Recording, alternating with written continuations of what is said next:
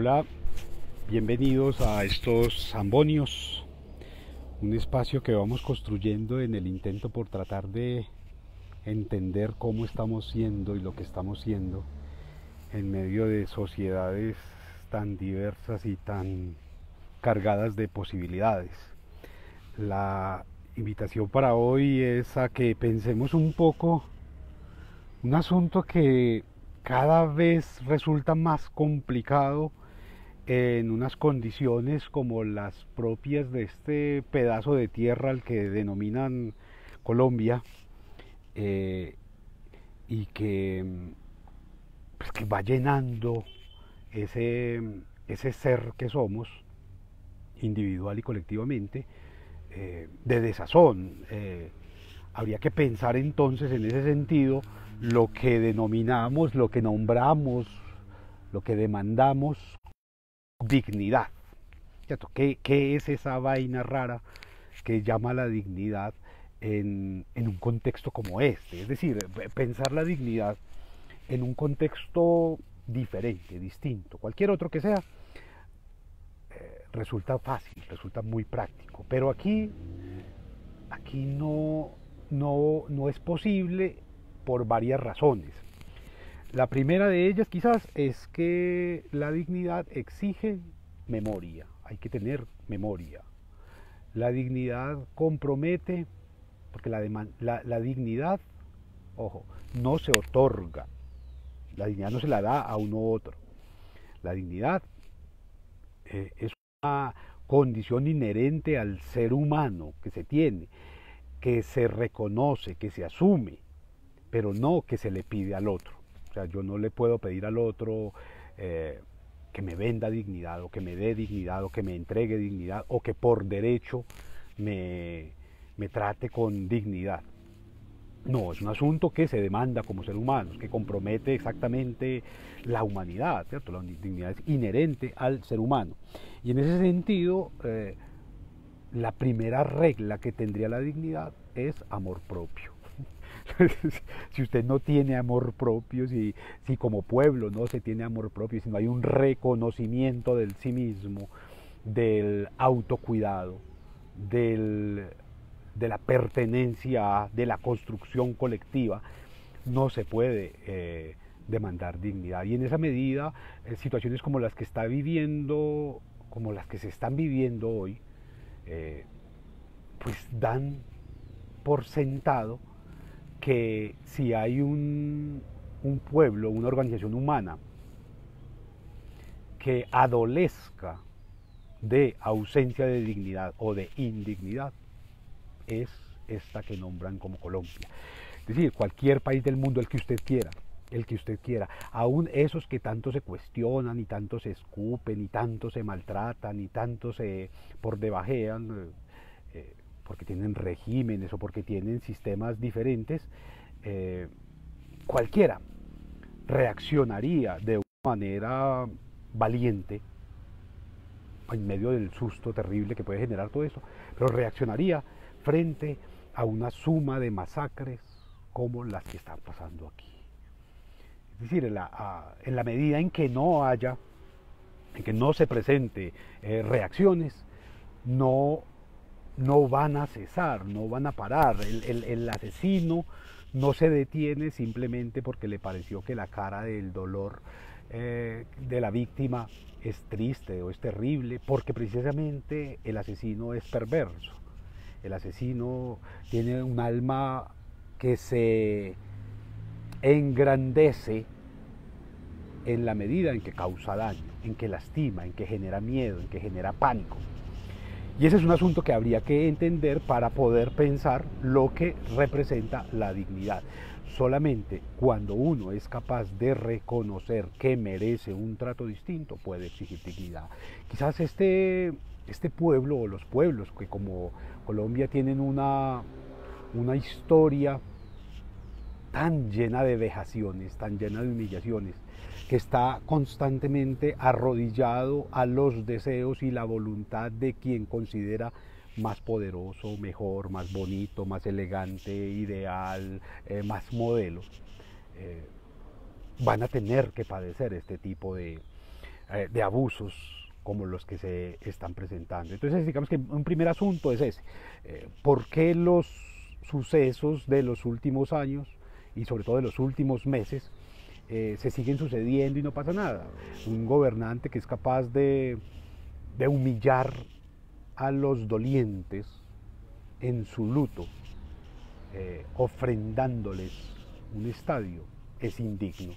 Y entonces allí se nos ponen dos asuntos de presente. El primero, la dignidad tiene por lo menos dos acepciones. Una, esa condición inherente que tiene cualquier ser humano a no ser sometido a sufrimiento. A eso se reduce la dignidad. A no ser sometido a un sufrimiento involuntario. Por supuesto, hay sufrimientos que son voluntarios, hay gente que le gusta sufrir de determinadas maneras y eso está muy bien, pero un sufrimiento involuntario. Ahí está la dignidad en términos estrictos. Ahora, hay otra acepción de la dignidad que compromete el análisis pues, de todo este asunto societal, y es que la dignidad también sirve para nombrar las responsabilidades y la investidura de un cargo.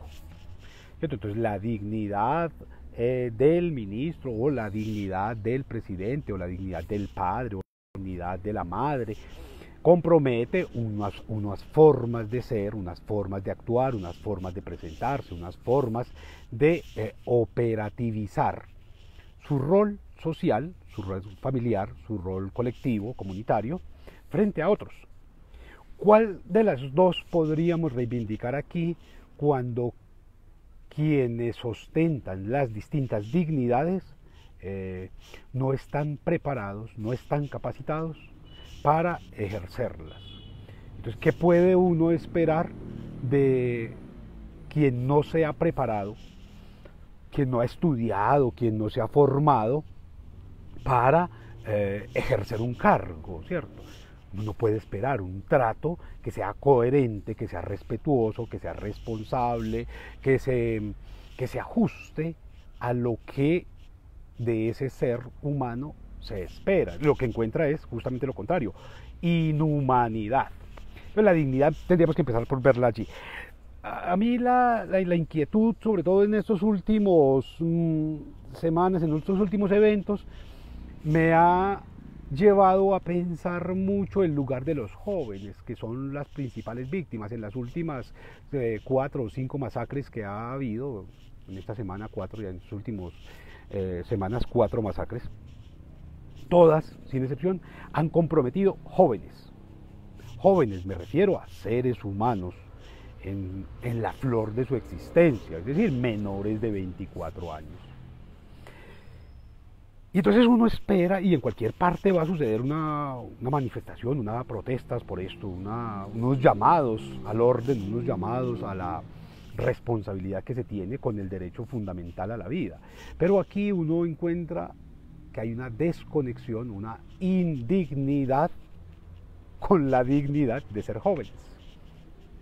¿Cierto? Porque el joven aquí está preocupado por el meme.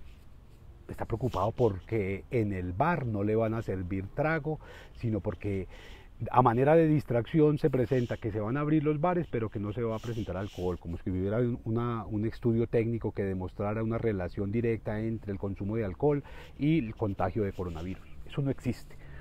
Y sin embargo, los jóvenes, en lugar de preocuparse porque los están matando en distintas partes del país, desde Venecia, Antioquia hasta Samaniego, en las distintas geografías, en Caucasia, en diferentes partes los están asesinando, lo que uno se encuentra es que los jóvenes están preocupados por otras vainas, ¿cierto? Porque no volvieron a presentar el Chavo, porque la internet está muy lenta.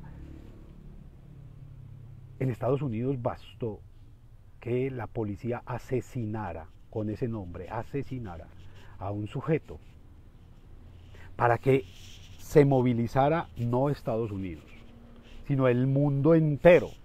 Se presentaron manifestaciones en Alemania, en Francia, en Holanda, en donde usted quiera, pues, inclusive en la misma Colombia, en apoyo de la comunidad afroamericana, que así se hacen llamar, contra la violencia policial. Un solo sujeto. Aquí, a los pocos días, a la semana más o menos del asesinato de Joyce, asesinaron a un grupo de jóvenes afrodescendientes en Cali. Y no pasó nada, no pasó nada, nadie se manifestó, nadie dijo nada porque eran negros. Después mataron indígenas y nadie dijo nada porque eran indígenas. Pero es grave que la semana pasada además mataron estudiantes universitarios en el Cauca. Estudiantes universitarios. Y ni una sola carta de las universidades, ninguna universidad, ninguna, ha expresado su dolor por el asesinato de esos muchachos. Ninguna sola. Y cuando mataron a los indígenas, ninguna de las organizaciones indígenas presentó su condolencia de manera pública, su rechazo frente a la situación. Es decir, hay una eliminación del vínculo social que se tiene frente a los demás, frente a la pertenencia, frente a la adscripción que podrían tener esos sujetos que están siendo asesinados. Entonces uno sí quisiera ver cómo los jóvenes o los negros o los indígenas o las mujeres que están empeñadas desde hace unos años en fortalecerse como un movimiento social, o los colombianos, esos que se reclaman como colombianos, salen a protestar porque desde el mismo Estado están asesinando jóvenes, están asesinando muchachos, están asesinando grupos, y además de que los asesinan, salen a burlarse de ellos a través del uso de términos que alivianan o que pretenden alivianar la situación. Pues un asesinato es un asesinato, como una masacre es una masacre y no es otra cosa. Pero cuando el mismo representante del gobierno, en todas sus limitaciones mentales, sociales, afectivas, emocionales, y de compromiso con un pueblo, acude por fin a uno de los escenarios, a uno solo, de tantas masacres que ha habido, solamente ha ido a uno, y acude para reírse, para burlarse, para escupirles a esas víctimas, a esas madres de esas víctimas, una promesa absurda de un evento deportivo, que además yo no sé si ustedes lo han pensado, pero él ofrece la construcción de un estadio. Yo no sé ustedes, pero yo que he tenido la posibilidad de evidenciar tantas situaciones sociales en distintos contextos, me he dado cuenta para lo que sirven los estadios, ¿cierto? Para que aterricen los helicópteros que van a recoger a la señora que se le quedó el vestido, o a los hijos del dignatario, o para llevar de paseo a los amigos. Sirve para todo. Pero si se tratara, vamos a ver, si se tratara de un asunto que tiene que ver con un apoyo por el deporte, pues a esta semana que acaba de terminar, justamente a un gran nadador, un gran deportista, le quitaron todo el apoyo simplemente porque expresó ciertas diferencias en términos de ciudadanía con las formas absurdas, grotescas y criminales con que se comporta el Estado. Entonces ahí hay un asunto que tendríamos que pensarlo en términos de dignidad también. Es decir, la dignidad no es para untársela al pan, ¿cierto? Como que, ay, deme un pan digno. Ni para pintar la casa, porque yo quiero tener una casa digna. Ni la dignidad es para que la sumen en la colilla de pago porque yo quiero un trabajo digno. No hay nada de eso que sea digno, porque la dignidad es un asunto que es estrictamente humano. No tiene que ver ni con un cargo, ni con un pago, ni con un plato, ni con una casa, ni con un saludo. Tiene que ver con unas formas de reconocimiento de lo humano en la cual se asume que ese otro no tiene por qué padecer condiciones que son indeseables para el sí mismo. Ahí empieza el trato digno, justamente ahí es donde empieza la dignidad. En todo lo demás es simplemente un discurso pobre de trabajador social sin epistemología que considera que hay que tener una vivienda digna.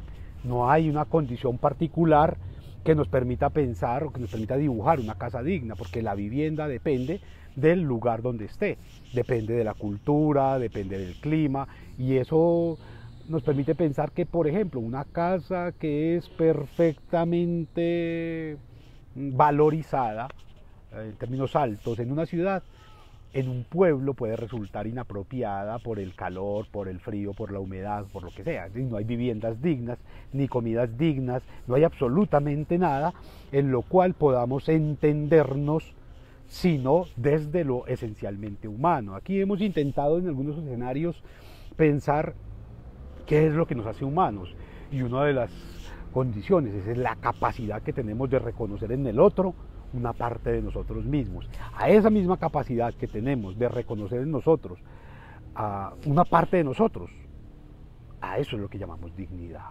¿Cierto? Y en esa medida el asesino, cuando pone de rodillas a la víctima, no se ve allí reflejado, ¿cierto? Él está en un lugar de superioridad en la que desconoce que ese otro al que le va a disparar es un ser humano.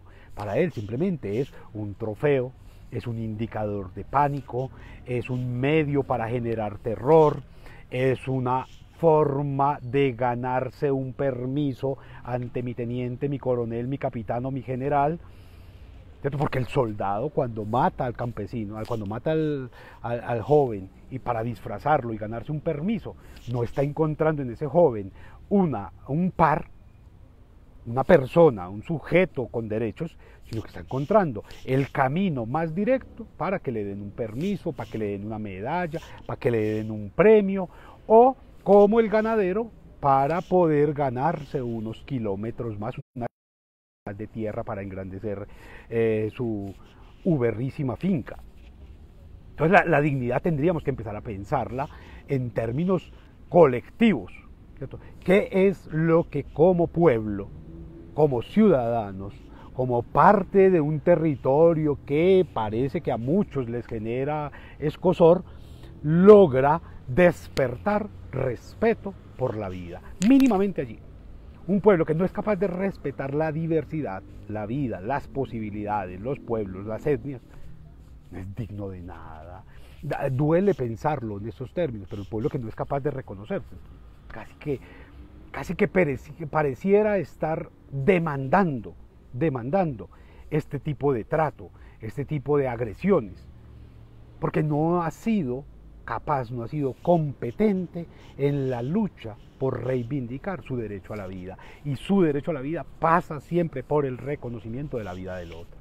Si yo admito que maten al campesino, si yo admito que maten a la mujer, si yo admito que maten al negro, que maten al joven, que maten al obrero, al empleado, al desempleado, estoy abriendo la puerta para que en cualquier momento vengan y maten, además, a mi hermano, a mi primo, a mi sobrino, a mis padres. Pero digamos que allí habría que empezar a hacer la reflexión en tanto cuál es el grado de vínculo, de vinculación que tenemos con esos otros, que parecen tan diferentes y que sin embargo comen lo mismo que nosotros, hablan el mismo idioma, tienen las mismas creencias, se abrazan a las mismas esperanzas, a las mismas convicciones, a los mismos símbolos, y que hoy pareciera que no nos importa. Es decir, esta anoche van y asesinan 3 jóvenes más, después de haber asesinado a 5, después de haber asesinado a otros 3, a otros 11, después de haber asesinado 5 más, en menos de un mes, casi 11 masacres en un mes, en lo que va de agosto. Agosto ya no trae cometas, sino que trae paracos, trae balas, trae masacres. Y no hay una sola manifestación en las calles. ¿Dónde están los jóvenes escondiéndose? ¿Dónde se están curando de ese dolor? ¿Cierto? Y uno lo que logra evidenciar, yo estoy en contacto constante con muchos jóvenes de distintos estratos y de distintos escenarios, por distintos medios, y me los encuentro felices viendo televisión, me los encuentro felices respondiendo sus cursos acostados en internet para poder pasar el semestre.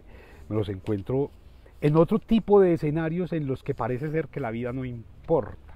Claro, quizás es que un país que no ha logrado entender que ese asunto de la reproducción no es milagrosa, sino que es un compromiso con el sí mismo, con un ideal de familia, con un ideal de sociedad, no logra la vida. Parece que nos hubiéramos acostumbrado tanto a la muerte que nos visita de distintas maneras, con distintos uniformes, de distintas formas, se hubiese vuelto una especie de amigo constante, de compañera amigable, que se lleva lo que se le da la gana y que no hay que reflexionarla, que no hay que pensarla.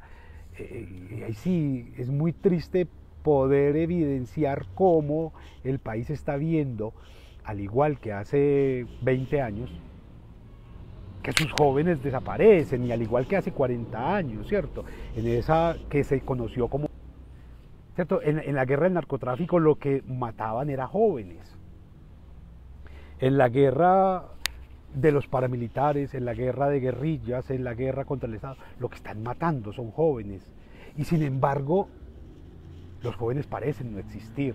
Parece que solamente existen en el supermercado, parece que los jóvenes solamente existen en el centro comercial, parece que los jóvenes solamente existieran para ir a hacer fila a los teatros o para sentarse en un bar a tomar cerveza.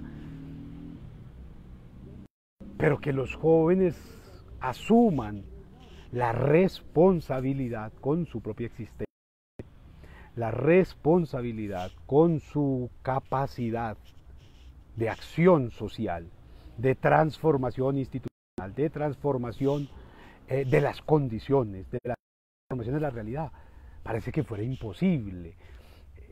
Es muy triste ver cómo los estados, los jóvenes se están haciendo valer sus derechos, sus posibilidades, sus condiciones, sus expectativas. Ahí están ellos protestando, demandando, exigiendo, pero sobre todo, y este es el gran llamado, haciendo propuestas de transformación. Uno tiene la tendencia a cuestionar muy fácil otras sociedades, a criticarlas o a elogiarlas también, pero difícilmente mira la propia. La sociedad norteamericana ha estado llena de vicios, de barbaridades, de cosas terribles, pero también ha visto surgir de entre ella misma, de entre esos jóvenes que van a pelear a guerras que no son suyas, de entre esos jóvenes que se drogan, que se pierden, que se matan, que se convierten en francotiradores en los colegios, que se convierten en asesinos múltiples. También hay jóvenes que son capaces de crear, de desarrollar, de inventar, de transformar, de cambiar, de proponer. ¿Dónde están los logros de la juventud colombiana? Una juventud que está pagando costosísima una educación privada porque no fue capaz de proponer alternativas. Una juventud que está sometida a unos regímenes de salud absurdos porque no son capaces de protestar, a unos tratos medievalistas en la educación porque no son capaces de generar alternativas, de generar propuestas, que están sometidas a unos niveles de violencia, de escarnio, de sometimiento, de abuso, que realmente rayan en lo absurdo y no hacen nada. O sea, vienen de estas masacres y todavía la están pensando y están esperando que venga una especie de Mesías, una especie de Salvador, a organizarlos para que demande su sagrado derecho a la vida. Yo creo que la juventud en eso tendría que asumir un papel antagónico, propositivo, ojo.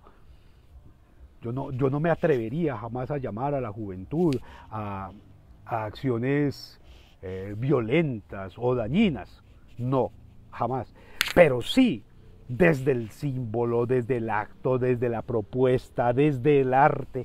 ¿Dónde están las propuestas artísticas que denuncian estas violencias? La gente sigue bailando reggaetón O sea, los jóvenes siguen pegados de pendejadas como esas cuando los están matando, cuando los están dañando. Las mujeres siguen aplaudiendo a un idiota reggaetonero cuando las están desapareciendo, cuando a la semana aquí en este país están desapareciendo alrededor de 13 jóvenes adolescentes menores de 17 años, según las cifras del Estado, las del Estado, porque hay muchas otras que no son reportadas nunca.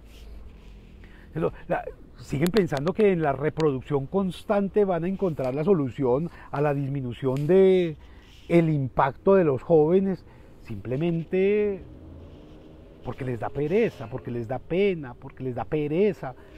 ¿Dónde están los jóvenes? Es la pregunta que yo no me canso de proponer y lo hago desde una postura absolutamente argumentada en cifras. ¿Cierto? No hay un país del mundo más desigual que este. La brecha que hay económica en este país no la tiene ni siquiera Haití. Y los jóvenes siguen comprando como si nada. No hay un país con un nivel, en Latinoamérica, con un nivel de educación tan bajo, tan aberrante, tan vergonzante como este. Y los jóvenes siguen creyendo que estar en la universidad es qué privilegio, ¿cierto? Cuando no tienen ni siquiera dónde conectarse, no tienen cómo conectarse, no entienden el discurso de ese otro que les está hablando, mantienen cuestionando, pero no hacen nada.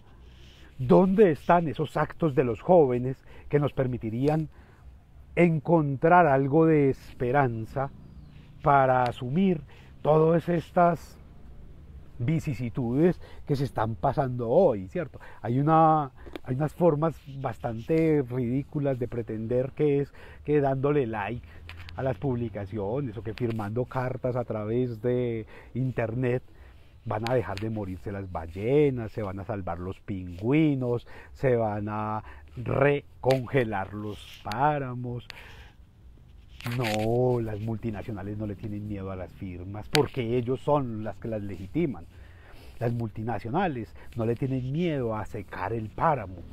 A ellos no les importa eso porque saben que los jóvenes no van a hacer nada, saben que los jóvenes van a seguir comprando agua embotellada como pendejos. Ahí hay un asunto que tendríamos que empezar por revisarnos en términos sociales, en términos colectivos, pero particularmente en términos etarios, en términos de edad. ¿Dónde están los jóvenes que se presumen son el futuro? ¿Dónde están los jóvenes que se supone que están cargados de ideas y que son rebeldes y que son acuciosos en la consecución de nuevas formas transformadoras y que se enorgullecen de ser los conductores de tecnologías y los manejadores de dispositivos? ¿Dónde están esos jóvenes hoy que los están asesinando? Están buscando la visa para irse. Están buscando la manera de seguir apoyando al candidato criminal, al candidato asesino, al candidato corrupto. Porque no hay que olvidar, y ustedes pueden hacerlo a través de los dispositivos, revisen las campañas de los asesinos, de los corruptos, y todos fueron promocionados por jóvenes reales y por jóvenes disfrazados. Es decir, candidato se disfraza de joven, habla como joven, se viste como joven para poder manipular, asesinar, violentar a los jóvenes. Y los jóvenes siguen ahí tan campantes como si no tuvieran capacidad crítica, capacidad de análisis, capacidad de decisión. Parece que siguieran, de hecho es bastante frecuente, obedeciendo a sus padres, obedeciendo a sus mayores, en la elección, en la decisión, en la compra, en la adquisición, en el proyecto de vida que se está constantemente poniendo en evidencia como contrario a los intereses de los mismos jóvenes. O sea, ya hay un asunto que tendríamos que pensar y que pasa necesariamente, está atravesado por el asunto de la dignidad.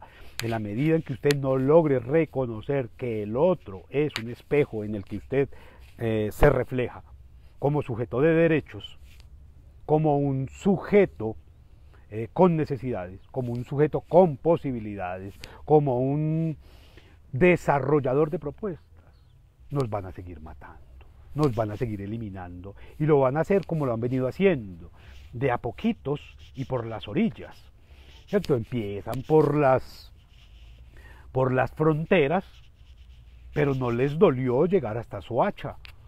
Es decir, es que esto no es un asunto de campesinos, esto no es un asunto del Chocó, esto no es un asunto de la Guajira o del Cauca o del Putumayo, es un asunto que se ha tomado a los jóvenes en Bogotá, en las laderas de Bogotá, ya en Soacha sacaron los falsos positivos, de Soacha sacan a los jóvenes para asesinarlos, para llevárselos para el ejército, ¿cierto? De Bogotá mismo, de Medellín salen los jóvenes que van a alimentar las bandas sicariales, las bandas paramilitares.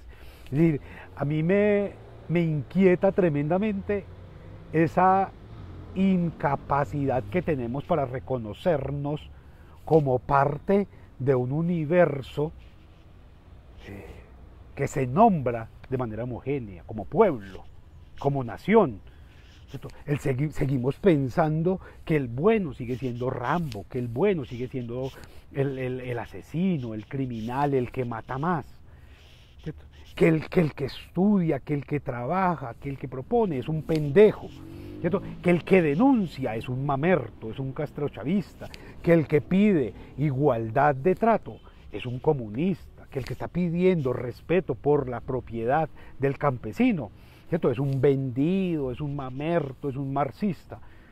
Cuando lo que estamos demandando constantemente desde distintos escenarios, algunos inconformes, es, hey, pensémonos, encontrémonos en la mirada del otro, en las manos del otro, en el sufrimiento del otro, reconozcámonos como sociedad, como pueblo.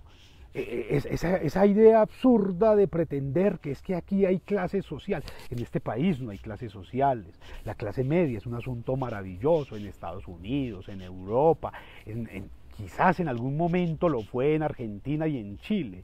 Hoy lo que hay es una clase de abusadores y otra de abusados.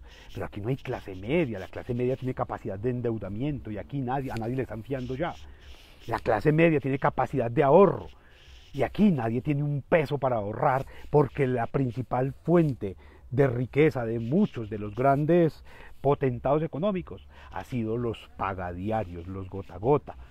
Ya no ha sido un préstamo responsable, respetuoso de los bancos, porque los banqueros han sido los principales gestores de grupos paramilitares para defender sus proyectos económicos. Aquí esto es tan indigno que una empresa se ha pretendido dueña de una tradición y está intentando patentar la panela para poderle cobrar a la gente, a los campesinos, por producir algo que históricamente ha sido del pueblo. Entonces hay una cantidad de asuntos aquí que tendríamos que empezar a revisar en términos de dignidad, en términos del reconocimiento a través del otro, que es donde encuentra uno la posibilidad de pensar la dignidad, de entender eso que llamamos dignidad. No es digno un pueblo que no sea capaz de reconocerse, que no sea capaz de pararse frente a quien ostenta las distintas blasones, los distintos escudos, los distintos cartones, títulos, para agredir al otro.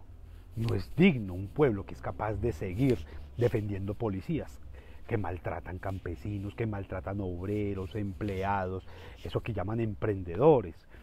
No es digno un pueblo que siga aplaudiendo gobernantes que son capaces de robarse el dinero de la salud, que son capaces de desconocer la importancia de mantener divididos los poderes, ¿cierto? No es digno un gobierno que es capaz de nombrar como sus representantes a una caterva de corruptos, de criminales, de probadamente delincuentes, ¿cierto? Entonces las cortes llegan y señalan, vea, ese señor actuó en contra del ordenamiento jurídico colombiano y lo nombramos en la OEA, lo mantenemos allá. Vemos que el fiscal es una aberración en términos jurídicos y allá se sigue manteniendo. ¿Y dónde están las marchas, las protestas, las manifestaciones, las obras de arte las reflexiones académicas, las reflexiones institucionales a través de las cuales estamos demandándole a las dignidades del gobierno, hey, paren las muertes, que paren las muertes. ¿Dónde está eso? Allí tendríamos que empezar a revisarnos. Si ustedes no empiezan a entender que el cambio está en ustedes, los van a seguir matando jóvenes. Es que a ustedes no los va a defender ningún anciano, porque los ancianos en este momento están ocupados pensando en que les robaron la pensión, en que van a perder la casa con las facturas de servicios públicos y de impuestos.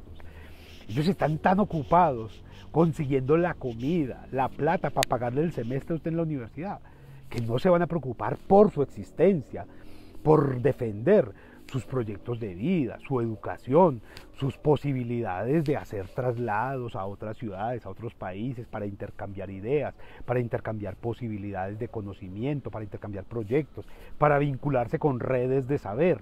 Allí, en esas posibilidades reales, las redes de saber, los grupos de investigación, las posibilidades de realizar proyectos, de resolver intercambios, allí es donde está la dignidad de ser jóvenes. Y a ustedes, jóvenes, se las están robando con fusiles, con balas. ¿Usted qué está haciendo? ¿Usted qué está haciendo? ¿Dónde está su capacidad propositiva? ¿Dónde está su denuncia a través del arte?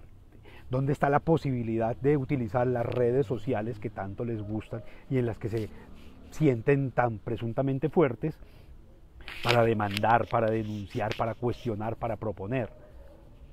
Siguen compartiendo videos tontos, siguen elaborando memes para burlarse de la cara que puso el muerto, siguen tratando de identificar si el acento de este era o no era, cuando lo importante es que los muertos sí son, porque ahí están contados, porque ahí están las víctimas, las familias, porque ahí quedó el charco de sangre.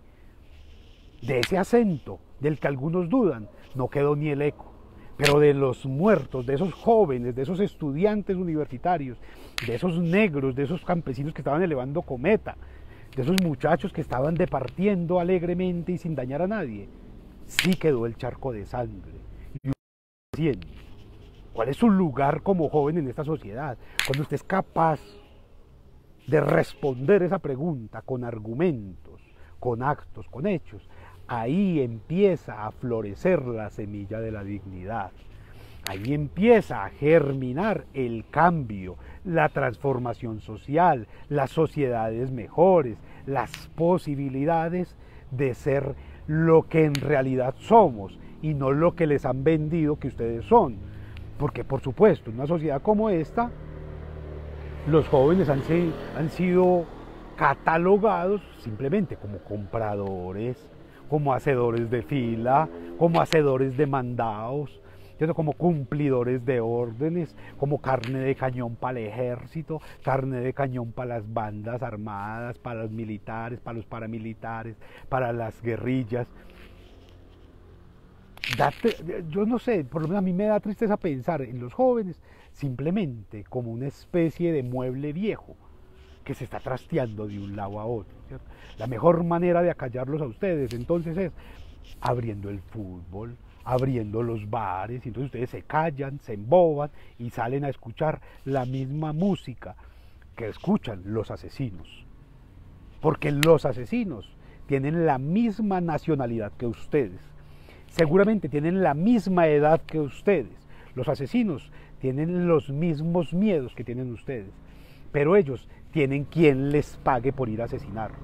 Y entonces habría que tratar de entender si realmente lo que oficia en todo esto no es sino simplemente la necesidad de no morirse de hambre o de tener un presupuesto para irse los viernes de rumba, ¿cierto?, a criticar, a reírse, a burlar y a planear memes con los que estamos disimulando esa ausencia de dignidad que nos está corroyendo, que nos está dañando, que nos está perdiendo, que nos está dejando sin la riqueza más importante. Quizás, la juventud podría asumir su lugar en la medida en que entendiera cosas simples. Uno, que el trabajo no es una deshonra, que trabajar es importante, que trabajar es una forma de realizarse como ser humano y no un castigo ni el lugar de escarnio al que se pone a quienes no nacieron de una familia de narcos, de una familia de paramilitares, de una familia de corruptos, de unos apellidos cargados de asesinatos. Un asunto, el trabajo es importante. Dos, la juventud compromete el reconocimiento de la diferencia. Es decir, cuando los jóvenes pretenden ser una caja de fósforos, ser todos igualitos, vestirse igualitos, hablar igualitos, escucharse igualitos, ya no son jóvenes, ya son simplemente objetos del mercado, ya son simplemente clientes de la misma discoteca, del mismo bar, del mismo trago, de la misma música. No, la juventud está en la diferencia, en ser capaces de ir a hablar con otros de otro idioma, de otra cultura, de otro color, de otra etnia, de otra región, y reconocerlos como parte del proyecto propio, porque me estoy enriqueciendo de esa riqueza. Pero cuando los jóvenes salen a cuestionar que los venecos, que los cubanos, que es que los africanos, que es que los asiáticos están siendo tan ancianos como sus padres y sus abuelos, que no tuvieron jamás la posibilidad de acercarse a otras formas culturales. Entonces tendríamos que pensar, uno, el trabajo, dos, el reconocimiento de la diferencia, y tres, el reconocimiento del sí mismo, el autocuidado. Y yo, como joven, ¿qué es lo que estoy siendo? ¿A qué estoy aspirando? ¿Cómo estoy actuando? ¿A qué tengo derecho? ¿Cuáles son mis decisiones? ¿Cuáles son mis compromisos? ¿Cuáles son mis expectativas? Si usted se levanta simplemente esperando la noche o esperando la ocasión para ir a mandar el trabajo por internet, no está siendo joven. Entonces la juventud compromete mucho más que eso. La juventud compromete la posibilidad de inventarse planes, ¿cierto? De crear alternativas, de desarrollar nuevos caminos, nuevos puentes, nuevos viajes. Ahí se es joven. Lo demás simplemente es estar esperando a que venga el traqueto, a que venga la banda de asesinos. Y ustedes la están esperando en silencio, la están esperando sin comparsas, sin protestas, sin tambores, sin trompetas. Compórtense como jóvenes, ¿cierto? Protesten, creen, desarrollen alternativas, generen campañas. Eso sí es ser joven, eso es ser estudiante, eso es ser indígena, eso es ser negro, eso es ser colombiano, eso es ser latino. Lo otro es simplemente estar a la fila, en la fila de espera de que venga el narco paramilitar, que no se va a detener.